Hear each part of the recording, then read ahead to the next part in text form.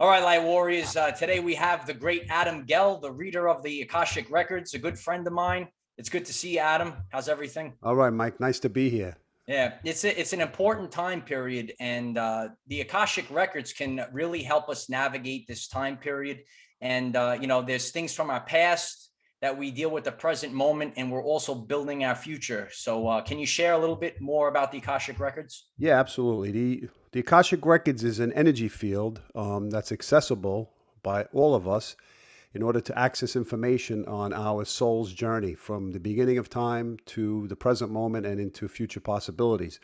And when we are looking in our lives for answers and for direction, the Akashic Records gives us an opportunity to delve into the energies of our soul and to find out what the blocks or barriers that are in our way that get in the way of us really creating the soul purpose and the soul journey or the end game of what we're supposed to be doing. So the Akashic Records is an energy field that's accessible through the eighth chakra, which is about 12 inches above the crown chakra of the head. And that energy is information that comes through when we have an opening, either through meditation or through a specific prayer. And that gives us the ability to either receive information through holographic images, through sounds, or through specific types of signals or certain synchronicities that will take place in a person's life, either at the present moment of doing the Akashic Records or days or months to come. Yeah, and this is it's good evidence, and it also connects to Nikola Tesla. And Tesla said we live in the electric universe, and he talked about the ether and how everything is it's actually recorded. This is a good connection to what Tesla said about the electric universe and how we broadcast an electromagnetic signature into the quantum field. And we've had past lives. Many people are becoming conscious of this now. And, people might have certain traumas, or they might have a unique skill that just comes very naturally. And, it's probably very important to maybe learn a little bit about our past lives to deal with the traumas that we don't understand where it came from. Yeah, well, you said something interesting about the ether. In Sanskrit, the fifth element is the ether. It's the air. It's that open space, all the stuff that fills in between all the different matter, and whatever type of thought we have or what we speak is almost a reverb. It's almost like throwing a rock into the lake or to a pond, and those waves keep going. The same thing with our thoughts and with our words. They reverb out into the universe, and that is recorded, and that information is a imprint into the ether that can be read. And the Akashic Records is read through a specific prayer. And it gives information about past lives insofar as giving images and some of the things or phobias that we experience in the present life or present moment, where we don't know why we have a phobia of water, or why we have a phobia of smoke, or why we have a consistent anxiety that's lurking around. And sometimes in our lives, we go through certain experiences that try to wake us up to that specific past life. I, for example, had a gnawing image in my head, or a phobia that happened about 12 years ago at my job. Whenever I looked at the vents in the school, I was getting a panic attack, and I had no idea that the correlation between the vent and the present moment was maybe something from a past life. Well, to make a long story short, after seeing a healer and him opening me up energetically, I wound up getting into the Akashic Records, and someone did a reading for me, a professional woman, and she told me, did you live in Germany? Do you speak German? I said, I do. And she said, you had a past life as a doctor in a concentration camp. And that, looking at that vent and never having the reading, would have never been a correlation between the past life and the present moment. It would have just been, I feel anxious, or I was going through, as you speak about, ascension symptoms. And be it that I was able to connect it to the past, it gave me a good feeling or a good connection, because I had other readings that correlated with that specific past life. And that's very interesting, especially like, I do a lot of research. I learn a lot of things, and they say the people that design prisons design school buildings. So it's actually It's interesting. it's verifying what you experience. So it actually, has that feel of a prison, you Yeah, know. like when I do readings for people, for example, they will ask, "What was I in a past life?" And sometimes there's an image that comes through, and that image that comes through is in direct correlation with something that they're experiencing right now. So I'll give you an example. I did a reading last week for this gentleman, and he was interested in becoming more spiritual. But the fact that his family kind of shunned it, or his friends were like mocking him, he was holding back. And then somehow or another during the reading, it showed him like carrying certain like documents in maybe in the Middle Ages, and being mocked and shamed and afraid to reveal the spiritual stuff that he was learning at the time. And so that was coming into play in his life at the present moment. And it was the same type of theme in his life of being able to be spiritual and being open to spirit. And so that was a direct thing that actually helped him, because he said, that makes sense, because somebody told me the same thing when he had a reading with somebody else. It's very interesting that you bring up the mocking and the shaming, and that's actually in the forefront in today's world. A lot of people, they might not handle the spirituality behind certain things. It's been shown in the past of other civilizations that when technology overrides spirituality, and technology is not bad, but it has to be balanced with spirituality. And every time technology overtook it, the society collapsed. And it's very important right now that we have spiritual leaders that are, sharing this information. And how do you feel? How do you deal with the mocking and the shaming? Maybe people think you're crazy, or you might have friends, from your past, and it's very the dissonance in frequencies. It's kind of Yeah. hard to maybe for a person to deal with. And I get a lot of comments from a lot of our family on YouTube. What would you say about that? The Well, mocking. I'd say the universe is hinting or throwing hints that it's time to grow on a certain level and on a spiritual level. Certain people experience devastating near-death experiences where then they're hearing messages, or they're given insight into what they're supposed to be doing. We don't have to have a near-death experience. We can actually wake up to what our soul's purpose is, and realize that the friction or the sandpaper that people place against us is really smoothing us out to become who we're supposed to be. So when we have these difficult people in our lives, I think they're there for a reason to really push us to our true purpose. Without them, we would just be maybe, stuck in the middle somewhere. So I think every adversity and every adversary, like a person who gets in your way as an enemy, is teaching us a lesson. So in that aspect, when it comes to growing spiritually, I think if it's supposed to happen in this life, we will evolve to it, and we will eventually come to that place. Yeah, I noticed that as well. And I always share about sharing authentically, or the authentic journey. I share about Kensho versus Satori, and there's a lot of Kenshos in our life, and the things that are difficult, I feel like it's the driving force. And sometimes like people might say, oh, it could be the ego, like, oh, but when you maybe you're confronted with the mocking and the shaming, it actually gives you that driving force that you need to work harder. And not that you want to say show them wrong, but it makes you realize the importance of what you're doing, especially now. Like I shared, it's been seen that every time, like some people are familiar with Atlantis, when technology overrides Right. spirituality, the society falls. And we're in that present moment right now. So we're talking about the Akashic records, and we're talking about the ether, and a lot of people say that the past, the present, and the future are all connected. And what do you see as we're going through this present moment? Like I like to call it the bottleneck of time. And in this Yeah. present moment, the pressure that's making us become a diamond, right? You know me for a while. I'm kind of coming out of my comfort zone, and I'm doing new things. You're doing it as well. What do you feel about the importance of this present moment that we're all in?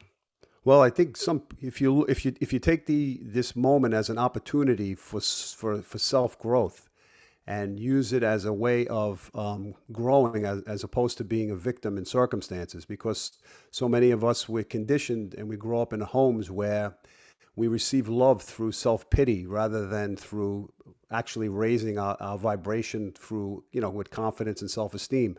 And I think that it's so important for us to be able to recognize that in this present moment, if we use it to our advantage, it's actually trying to resolve our own inner conflicts and help us and push us to where we're supposed to be going. So it's almost like you're forced off the diving board. But when you jump into the water is actually something very positive and healing for you. But of course, it seems maybe like it's high up on a diving board and the water's cold and you say, I resist, I resist, I resist. But this is the perfect moment for everything to find its place and to find the place where it's supposed to go. Like they say, manure, it smells, but you put it in the ground and it helps vegetables and fruits grow. And without it, it wouldn't grow.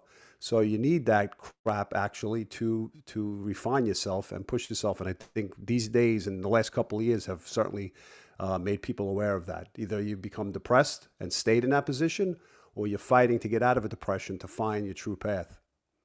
Yeah, and one of the things you actually taught me earlier on is the concept of sitting with it. And I've shared with my audience about being alone, the ascension symptom of being alone. And you've actually taught me, when certain things happen, just sit with it and be alone.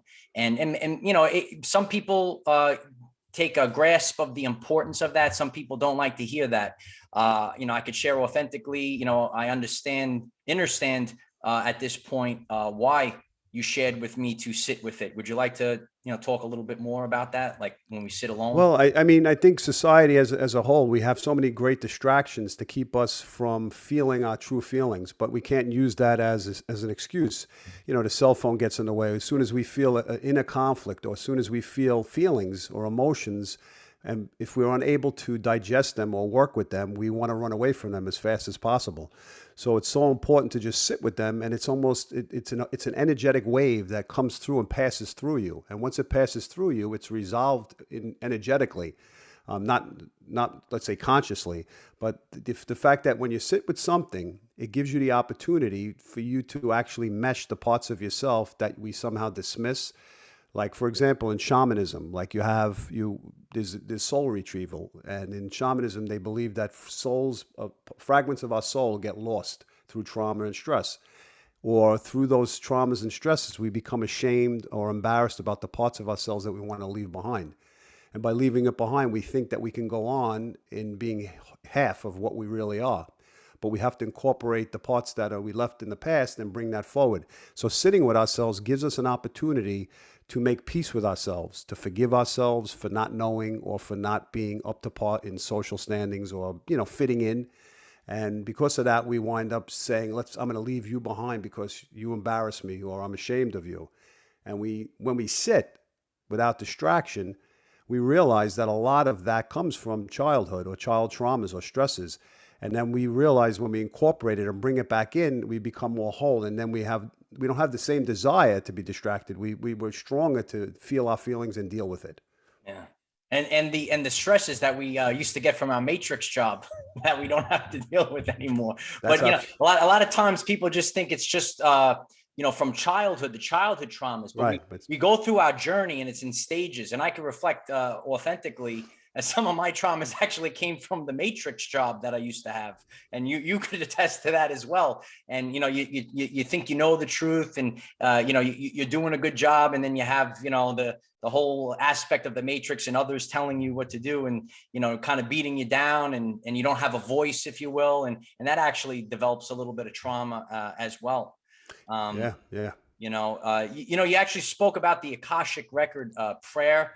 And it's something that I can share about as well. You shared that prayer with me. I was trying it out a little bit years ago when you first gave it to me. I kind of lost touch with that. But when I was trying it in the beginning, and I shared with you when I did the prayer and whatever opened up to me, I just saw purple. And you shared that it was a very healing energy. And if you don't really get it, all I got was the color purple. So those that are listening, I just saw purple, whatever that meant. Can you share a little bit about the healing? Yeah, sure. First off, the prayer itself is very interesting because the prayer was passed from, it comes from the Mayan tradition.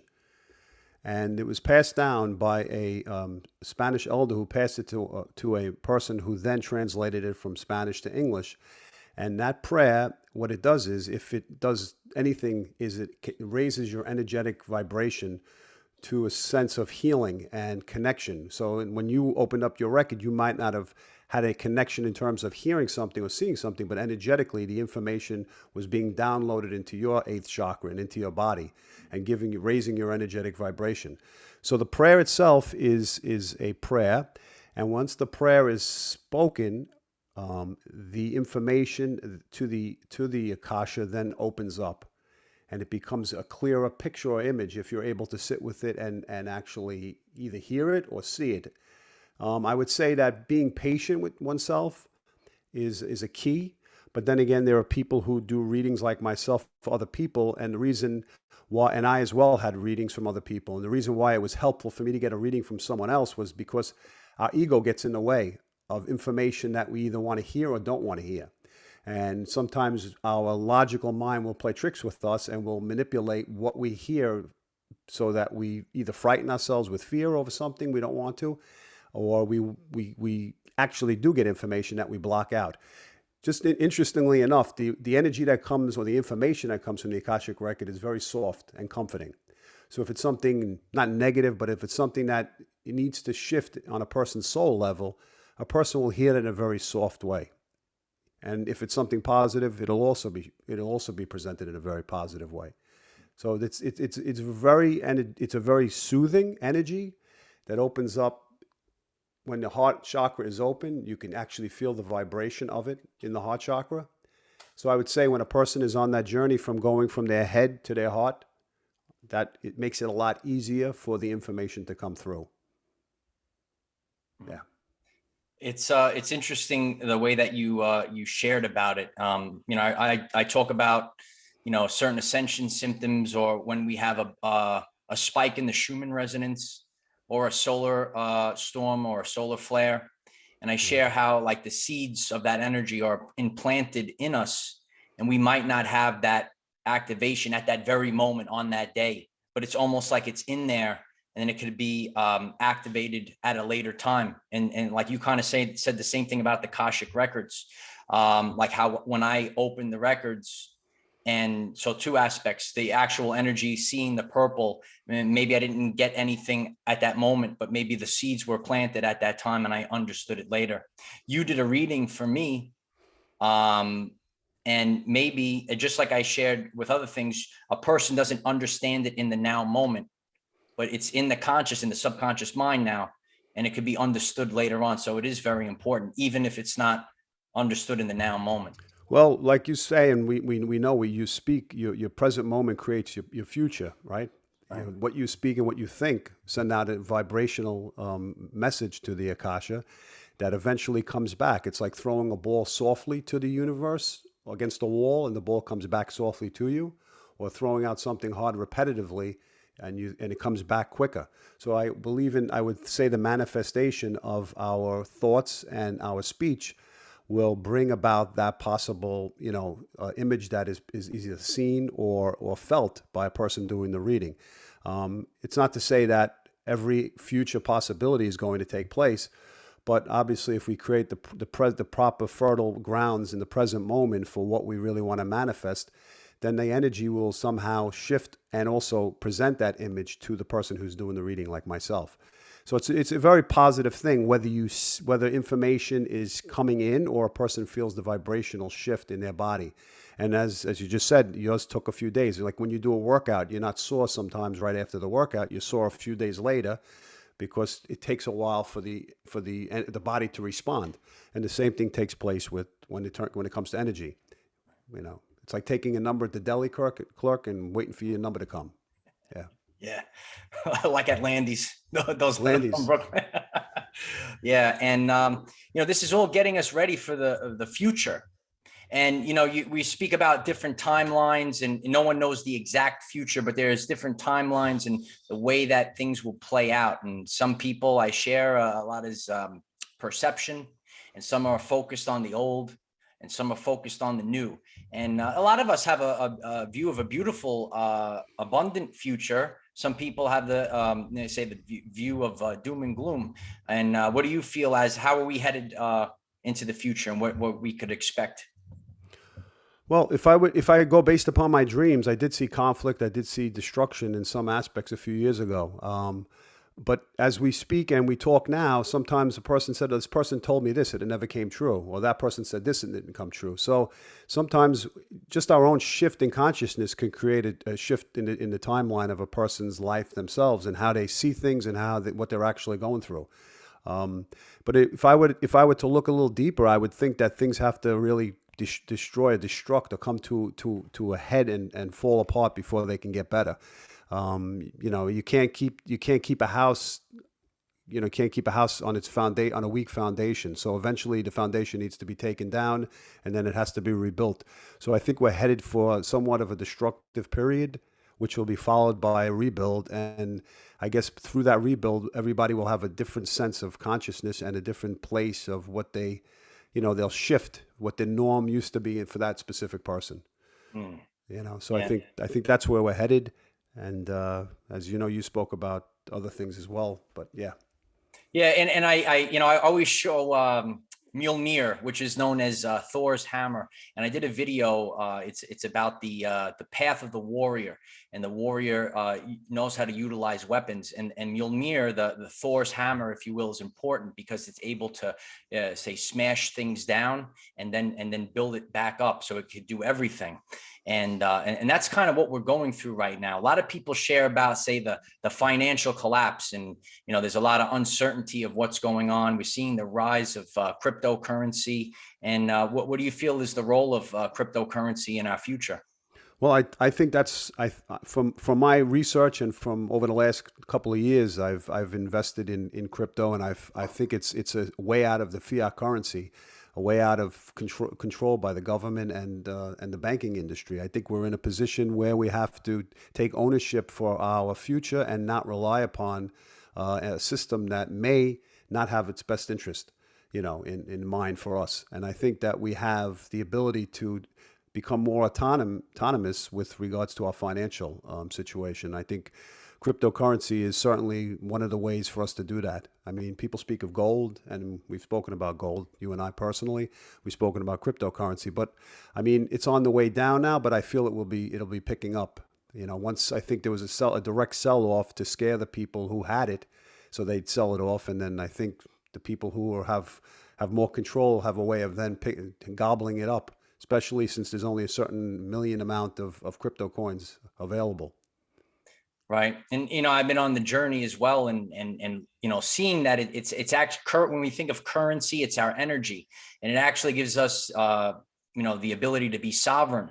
And, you're learning about like how your life force energy is siphoned away simply by, you always have to work, and then you have inflation, and then you can't just like stop working, because the taxes keep going up, and the weakening of the money via inflation. It's kind of keeping people on the hamster wheel, and if they kind of feel like they can never stop working, and crypto is kind of like a new thing. Years ago, they actually had a commercial. They said, "What is internet?" Right, You right, ever right. see that commercial? What is internet? And so many people, especially people that are in tune with the Akashic records, and seeing how everything is playing out, they see a really important aspect of crypto. And you could even see several things. I actually listened to someone else. He was actually a teacher like us too, and he was talking about crypto. And he said, "Yeah, I try to talk my friends into it, and they attacked me, and they got angry because I." I spoke about it. So some of us actually, get that. You actually use a phrase about like the horse and buggy in the car. Yeah, but it's what's interesting is I think that if we've decided in our lives to become autonomous or more gain more freedom from actually I look at it personally from our home base the way we were conditioned in our lives and the things that we were taught as children by our parents. And whether they meant anything with harm or not, I think it's important for us to decide to slowly detach ourselves from the programs that we receive from our mothers and fathers that don't serve us, because a lot of that is in the indoctrination towards what comes next, which is financial situation. People say you have to go to college, you got to get married, you have to follow a certain schedule in order to be, fitting into society's norms. But I think if you become the black sheep of the family, or that person or that part that breaks or challenges certain things that don't work, I think it'd be a lot easier for them people to then dissociate themselves from friends that are no longer friends, who don't share the same vibration or interests or goals, spiritually, whatever it may be, or financially. So I guess telling people certain things, they look at you like you have five heads. But when you have a gut instinct about something and you know that things are not being handled correctly for our, as I said before, for our best interest, then we have to look elsewhere to take the power back in our own hands. And I think cryptocurrency and this situation that's arising is a perfect ground for that. Yeah. And I see, like, and we were talking about the present moment, the bottleneck of time, a lot of programs of the past, and the fear, I'm going to share from a place of authenticity, and you know me for a while. It comes in many forms, like we maybe had a job that resonated with us. And then our friends and other people that know us, they said, oh, you got to take this thing. You have to get it now. Otherwise, they're going to fire you. Or you got to get back to work. You're going to just let them fire you for not doing that thing. And then sometimes you just got to sit there and you give it up to God, and you find a new path. It's scary. And then like now there's more. So some people, they have to start their lives over again and come up with a new way of working, or what we call work in the new earth. And now, when I was younger, my mom, she raised me up to be a responsible person. Said you work hard, you get the money, you put the money in the bank, you save the money. And now I'm learning. I said, this can't happen no more. And you actually shared about cryptocurrency to me in the past, and I was kind of scary about this. So I did the research, and then I realized that everything is kind of collapsing right now. So we are going to have to, some people talk about coming off grid, and we're kind of doing it more of as an everyday life, coming off the grid, if you will. Right. Maybe the jobs or the way that we did things. I had to pull back and say I have to start something different, even though it wasn't so comfortable. And there's so many different things in our lives that we have to do differently. And it is really uncomfortable. And some of those could be traumas from our past, either past in this life or in the Akash, in the earlier lives as well. Well, I think that if people have started the journey before this last few years began, I think it's a lot easier for people then to become empowered with what they believe. I mean, we're so conditioned through the medical world to actually put our hands and trust and faith into everything that's being said or done, and feeling like almost like instead of taking ownership for our own health, we want to rely upon somebody else to take care of us.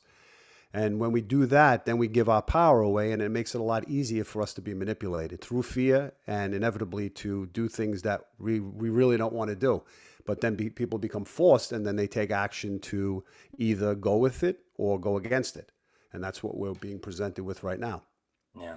Yeah. And especially, dealing with ascension symptoms and these energies. And I shared the importance of listening to our bodies and nutrition, and even staying hydrated. So many people are actually dehydrated. This is something simple like dehydration is a thing. And just, drinking healthy water and being focused on these things and focusing on say the food that we're consuming, because it becomes part of our cells. And again, we're all connected to this ether. Yeah. One thing I wanted to say is that, so many times when we are growing spiritually, or our energy is shifting, our chakras are opening up, we're raising our vibration to a higher level. We sometimes think that we need to be in the clouds and just look up to the heavens for answers. But it's a combination of both. I speak of shamanism because I practice shamanism, and for example, it's the head and the ground, right? Our head has to be up in the clouds, but our feet have to be on the ground.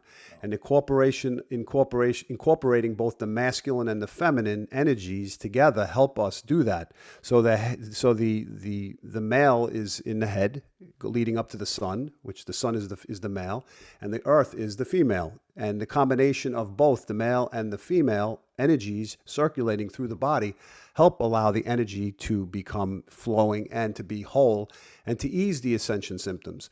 Because sometimes we want to run away from the earth. We want to run away from our bodies. We want to go up and just be in the clouds and get answers and escape what we're supposed to. And getting back to what you said about sitting with oneself, it's important to incorporate both, making sure that we're grounded, we're in nature, that we're present, but also we're in the sun and we're getting the information from the masculine parts and incorporating both so that we don't destruct, and meeting at the heart. So the two chakras from the first chakra, the second chakra, meeting in the heart chakra, and then the throat and the head joining together. So that journey from the head to the heart is incorporating both. So I think ascension symptoms become alleviated when we get into contact with both aspects of ourselves, both the left brain and the right brain, the logical brain and the intuitive brain, the right brain. Yeah. And there's even scientific terms for this as well. It's called hemisync, and balancing that creativity and being rational as well, and achieving hemisync. I could see the change in myself. You know, you be so logical and this and that, but sometimes you have to have, be creative as well, and have that balance, so it is important to really understand these energies right now. Tesla said, if you want to know the secrets of the universe, think in terms of energy, frequency, and vibration. And a lot of people, they just kind of see what's either on the TV or what's happening now in the present moment. But as we said in the Akashic records, a validation to this, the past, the present, and the future are actually all connected. And that's why we could kind of see the future a little bit, if you will, even though there's different timelines and things change a little bit. But we could kind of see a certain outcome. And then we could see a little bit about our past, which actually helps us navigate this time period. Anything else you'd like to finish the conversation? No, I would say that it's important for us to, at this present time, to learn to love ourselves.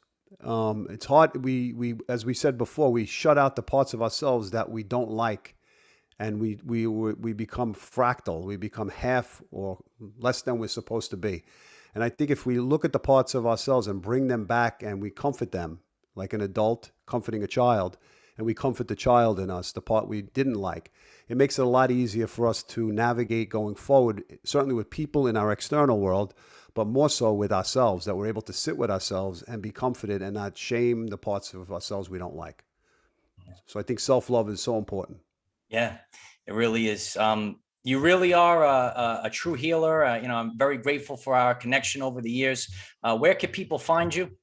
Well, I have my website is called AdamGellUniversalHealing.com. And my YouTube channel is called Conversations with Adam Gell and Inspiring Minds. So I'll share the link with you. And then and I'll share the link. I'll pin the link. Everyone, please subscribe to Adam Gell. He has some great interviews, very interesting interviews. I love it. I was even on Adam Gell.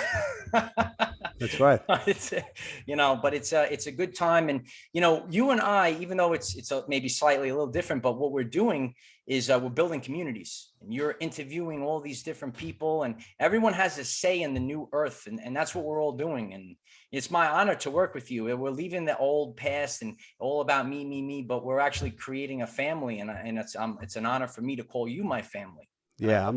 I'm honored also that you gave me the opportunity to share my information and my path with you. And you're a very inspiring person yourself, sharing your insight and your dedication towards making a shift in people's consciousness with the specific insight and work that you do on a daily basis. So keep up the good work. I appreciate that. All right. So it was good having you on, and, these messages are the best. It really makes it authentic, and, seeing it from multiple aspects, it really allows people to resonate with it. So everyone, go subscribe to Adam Gell and I'll link that in the description and at the pinned comment, and we'll get together real soon. All right, everyone have a good day. Thank you, Mike. Take care. Bye-bye. Bye-bye.